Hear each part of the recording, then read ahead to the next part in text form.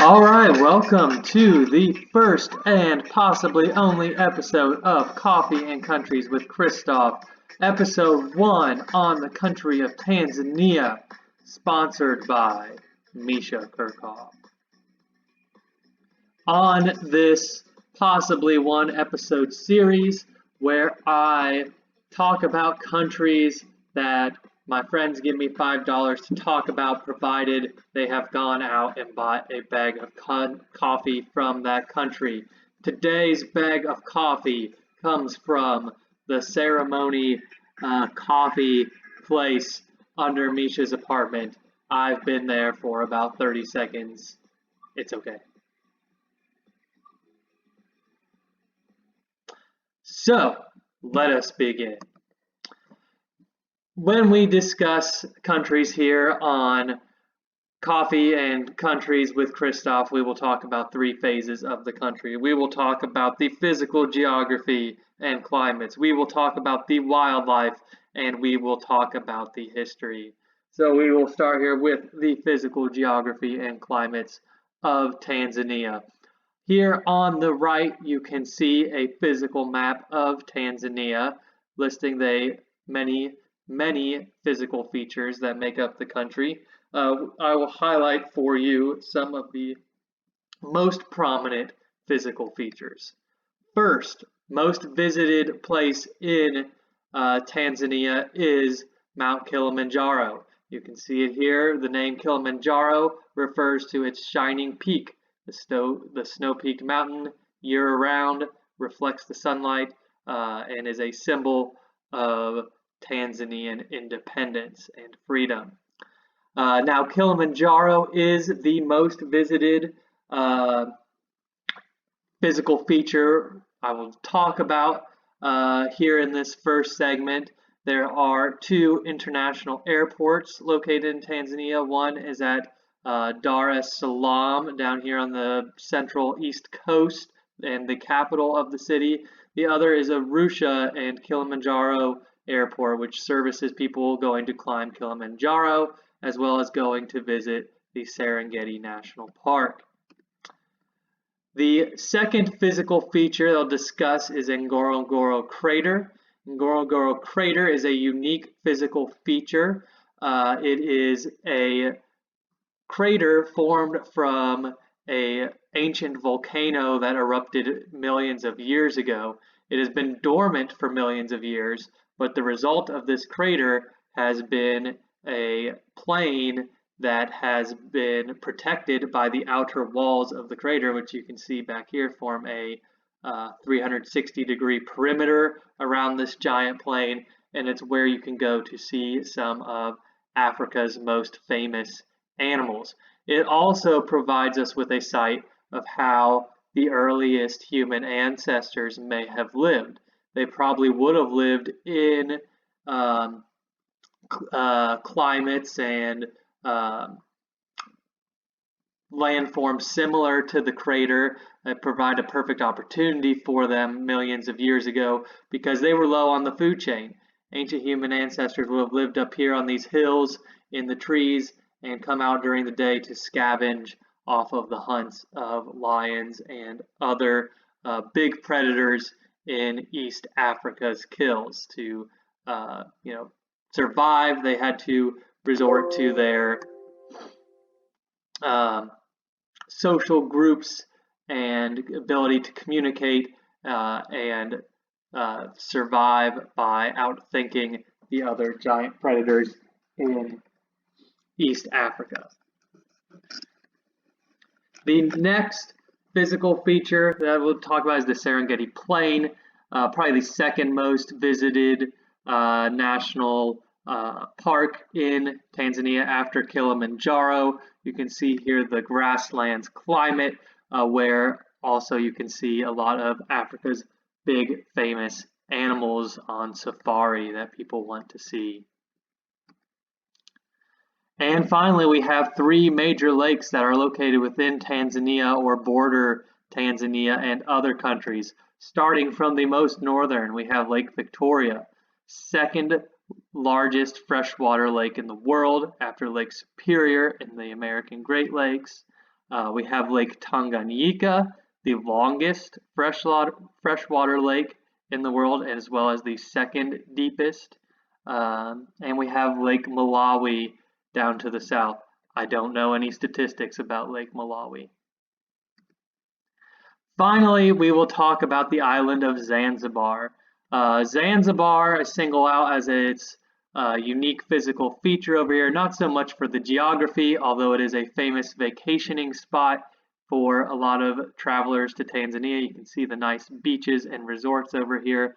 But Zanzibar is also prominent in Tanzanian history. Tanzania as a country kind of uniquely very multicultural and stable history.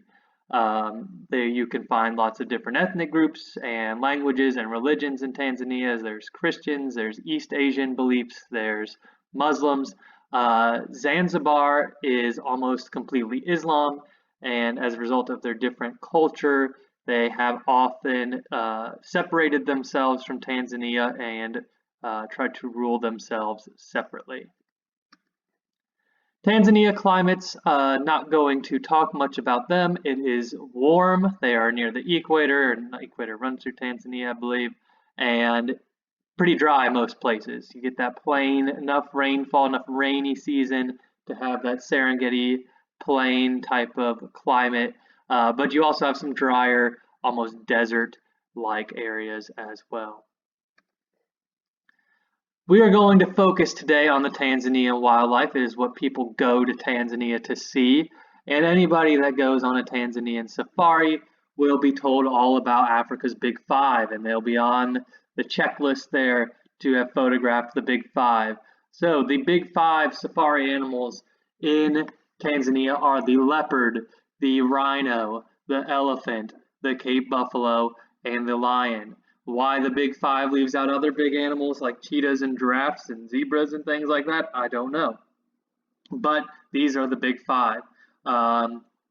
Increasingly harder to find some of these, especially the rhinos are hardly ever seen in Tanzania's national parks anymore as a result of poaching. Now, Tanzania does have per area one of the highest amounts of national parks and protected wildlife areas of any country on the earth, and it's a huge part of their economy is protecting these species of animals, but numbers of rhino dwindling due to illegal hunting. Elephants have also struggled, although they are making a comeback, and you can also say the same for lions and some of the big cats as well. So we will start here with the Cape buffalo, pictured here by myself in Ngorongoro crater. You can see the crater in the background there. And these Cape buffalo, you have lots of big cats in Africa on the plains. You've got lions, you've got leopards, you've got cheetahs, and you have other giant animals like giraffes and elephants. Cape buffalo are probably the most dangerous, known for being temperamental and very aggressive. Likely to protect themselves from all these other large predators in East Africa. You do not want one of them looking at you like this guy is. If you're not in a giant protected safari jeep, game's probably over for you. Those horns are gonna get you. You're gonna get trampled, and then they ain't even gonna eat you. They're not even gonna do it for survival. They're just out to get you. Next, we have the wildebeest and the zebra. Zebra in the back here striped, but mostly wildebeests in most of this picture. Serengeti National Park is famous for its wildebeest migration. The wildebeest get big lines and run really fast, like displayed in The Lion King, which I want to talk about. It's a bit of a cultural misappropriation of the wildebeest. I observed them for many hours in Tanzania. Not once did I see them kill any beloved cartoon animated figures. Mostly children, even children of different species. They're pretty cool with these zebras here and some other animals like the gazelles and even the giraffes.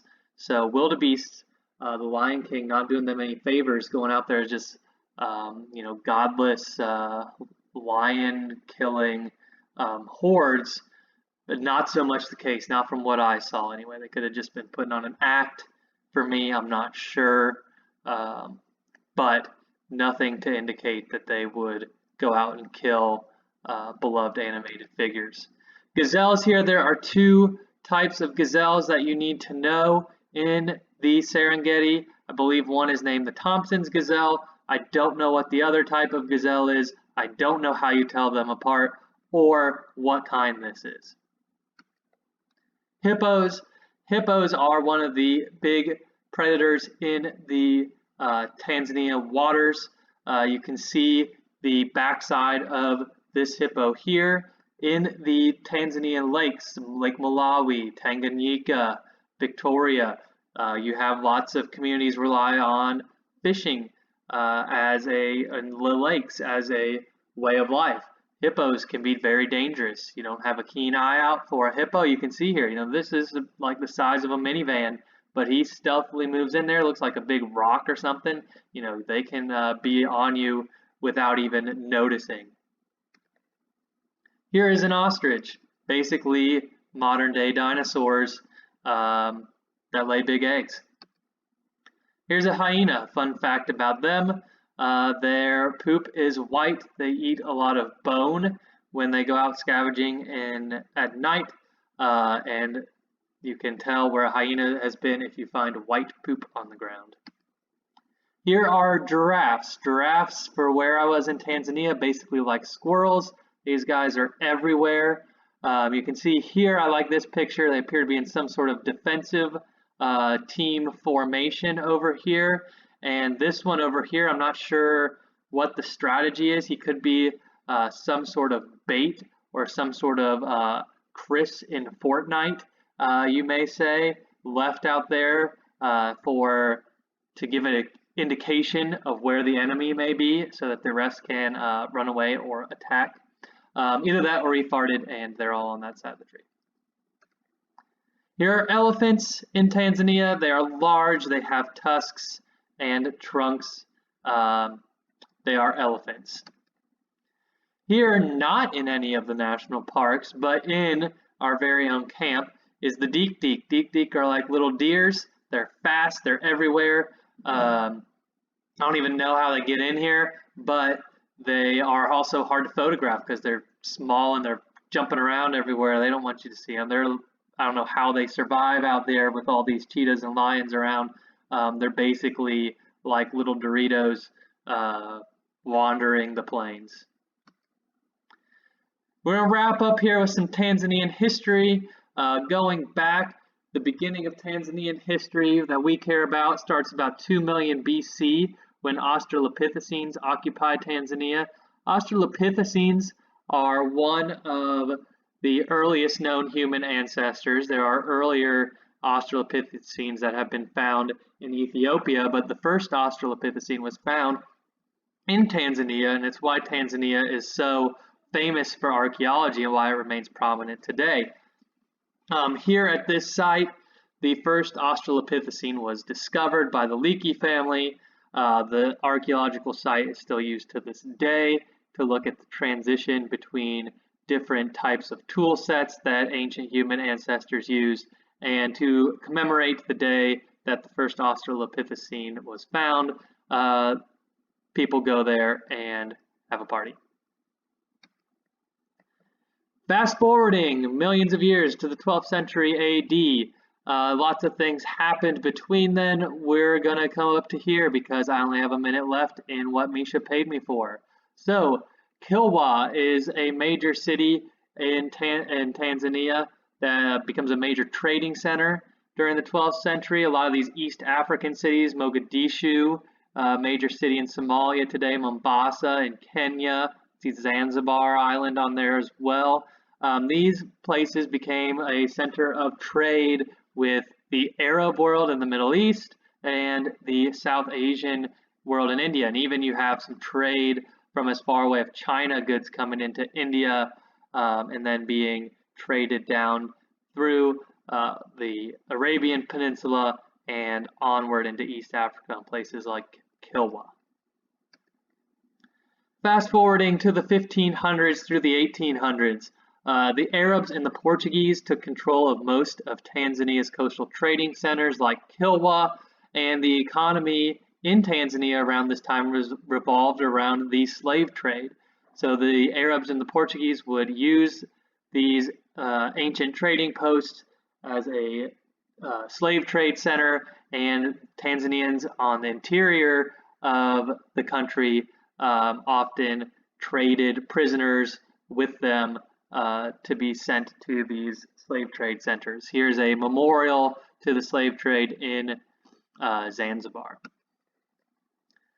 In the 1800s, late 1800s, Africa was divided up among the major European powers into different colonies. Literally, they met in Berlin, Germany in 1884, rolled out a map of Africa and divided it up amongst themselves. The Spanish, French, the Italians, Belgians, Portuguese, and British, all dividing up Africa. What goes on in Belgium? Somebody should find some Democratic Republican Congo coffee to hear that story. Not good. But Germans controlled Tanzania. Otto von Bismarck went through a process of declaring Tanzania to be a German colony. Here is where the split with Zanzibar continues. In Zanzibar, they did not want to be ruled by the Germans. They pleaded with the British to come help them overthrow the Germans. The British reached a deal with them, but the British never left, and Zanzibar became a British colony. During World War I, the British drove the Germans out of all of Tanzania and turned around and called it Tanganyika, where the term for Lake Tanganyika comes from. So you have scattered around the random parts of Tanzania some tombstones here of a German soldier that are still left behind from World War I. After World War II, rapid decolonization began to happen around the world as the old European powers could no longer afford their colonies. The United Nations told Britain to get Tanzania ready for independence as early as 1946. Tanzania declared independence in 1961, but reunited with Zanzibar not until 1964, after it was run by a dictatorship by a nationalist political party that wanted to keep Zanzibar separate from Tanzania. And Zanzibar since then has had a lot of autonomous political power separate from Tanzania. The first president of Tanzania was Julius Nyerere. He was a socialist, nationalized a lot of Tanzania's industries, and he did a pretty good job. A lot of African countries after independence fell into civil war or wars over borders with their neighboring countries.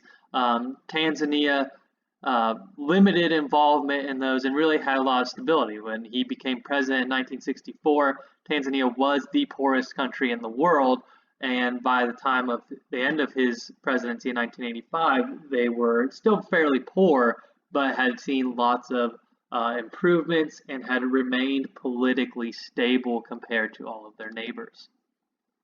Today, a major issue in Tanzania involves the Maasai group. Talk about this one because I've been and worked among the Maasai. These are nomadic. They follow their herds of goats and cattle through the Serengeti Plain.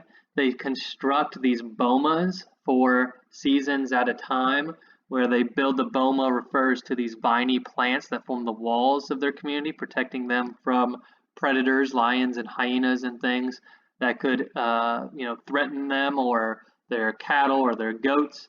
And so these thick plants keep out the predators, and they live in multiple families inside a boma in these kind of shacks here, which may look primitive, but every Maasai that I saw had cell phones, saw these buildings with satellite TV and electricity running to them. So modernizing in some ways, but they're not giving in to Tanzania government's pressure to force them to give up their nomadic lifestyles and adopt agriculture or move on to the cities.